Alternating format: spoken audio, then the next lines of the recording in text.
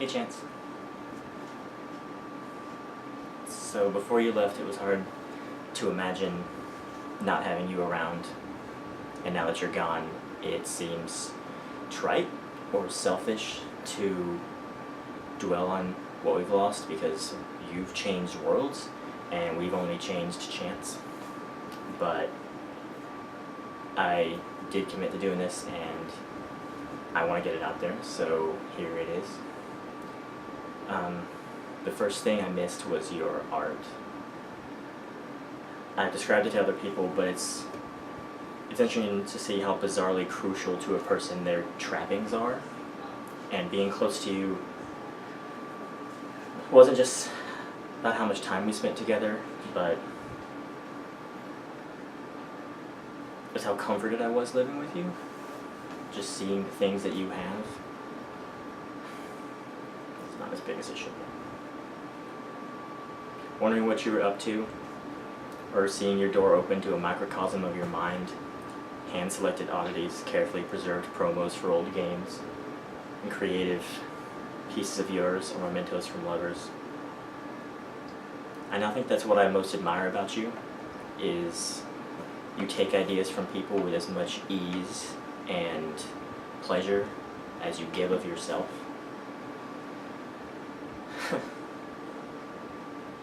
Someone we both know suggested Epsom and lavender baths after I had my panic shots, and sure enough, that's what was by my bathtub when you used to relax there. So I wonder if that's related.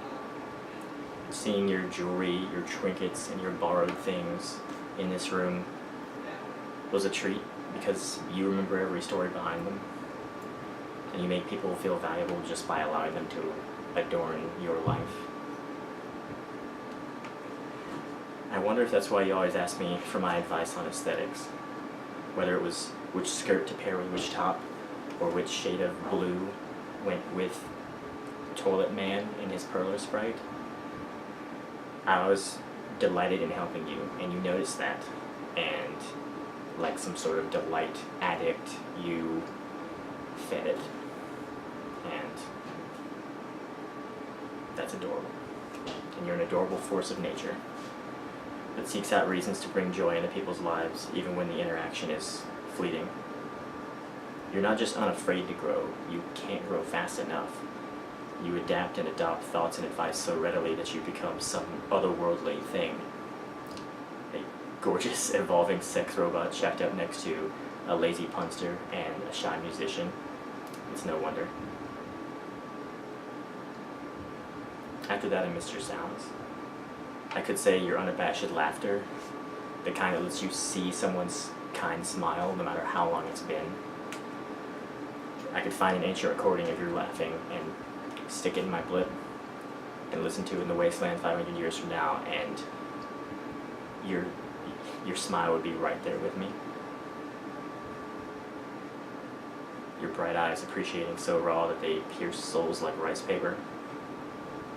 But instead I'll say I ached every time your door opened and it wasn't you. This was after like a week of you being gone. No matter where I was in Maison, I'd feel the air pressure change, or I'd hear the particular latch, and my heart would literally leap.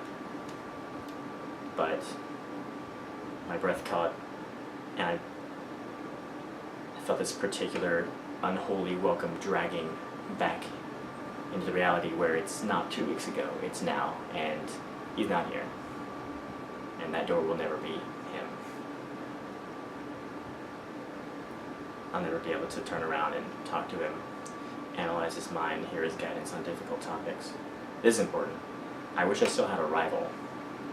There's so many games I could only play with you. We had the same analytical style when competing that we'd share what we learned just so the other person was on even footing.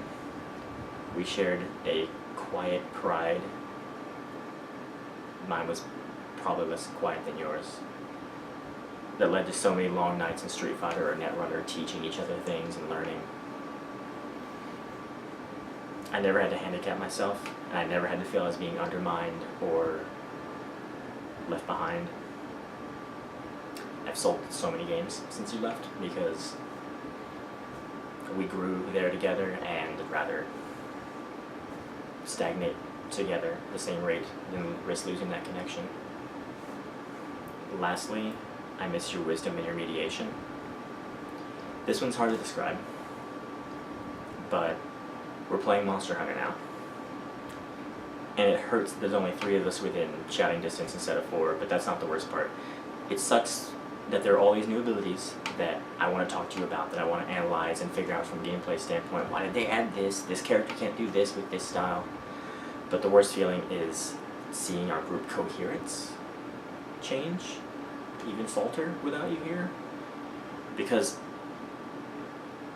just chemistry, I guess. I'm always in this personality that my time is limited, even if I'm just going to waste it if I'm not playing with friends.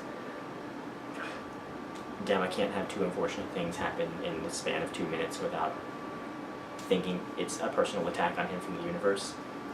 And Tucker refuses to express a preference on anything if she's not the only sentient creature within 20 feet. But mostly because now we don't have a definitive champion for arm wrestling in the lodge. You were always our driving force and our rock and our healer.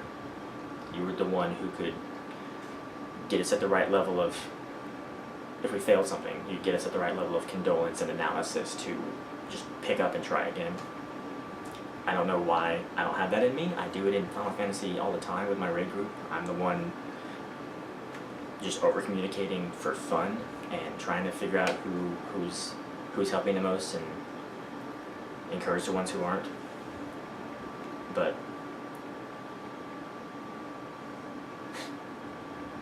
I like this one. Over-communicating is a novelty that actually works to smooth over people blaming each other when the dance of death breaks down. Maybe I lack something you have when it comes to believing in folks and pushing past obstacles, which is all just a puerile metaphor for how you heal everyone you meet. I thought I knew what good was, and then I spent time with you and you had to go and raise the bar. You left a chance-shaped hole in our chance-shaped hearts. And they were shaped that way just by being around you. You being your beautiful self and letting us be part of that. And now you're spreading that same magic past the barrier to the other side of the world. It hurts to miss you, Chance, and I really, really, really miss you. But knowing that even more people will be touched by your example is giving me hope and strength and inspiration and determination. This has gone on for a while, but just remember, I still have more free time, first world time than you, so don't feel any obligation to respond while you're busy blending in with your first host family. Your life and your hair look beautiful. And until we all get conscripted into the Trump labor camps, I'll be sitting here striving to make sense of the sparkling essence you left with your memories. I love you.